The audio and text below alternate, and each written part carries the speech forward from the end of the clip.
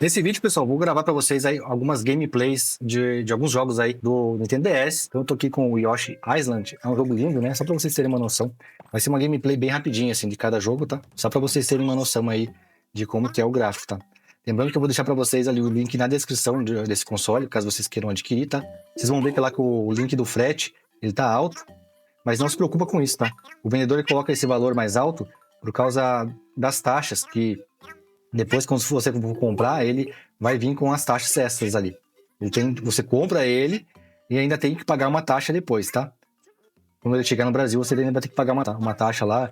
Eu paguei 60 e poucos reais ali de taxa. Então, vale bem a pena ali você dar uma olhadinha, tá? Dar uma chance para esse console. Caso você esteja procurando aí um console para jogar o Nintendo DS, você tá com uma grana sobrando aí, né? E quer pegar alguma coisa diferente, né? Algum console diferente, vale a pena, tá? Agora, se você só quer um joguinho, um console para jogar e mais básico e tal, talvez não valha a pena para você, tá? Talvez não valha a pena por causa que é um console caro, né, na verdade, né? Porque assim, ele é mais focado no DS.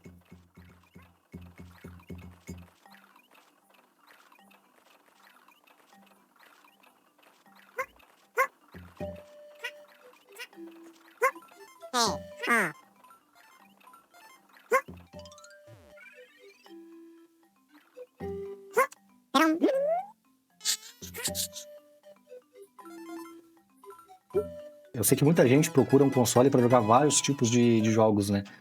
Mas hoje em dia eles estão focando mais nisso, né? E tem um console que ele é mais focado em um console só, tipo assim, um emulador só, né? Eu indicaria ele mais para Nintendo DS mesmo, tá? Até pro 3DS, ele é lento, né, para 3DS, então ele não roda muito bem o 3DS.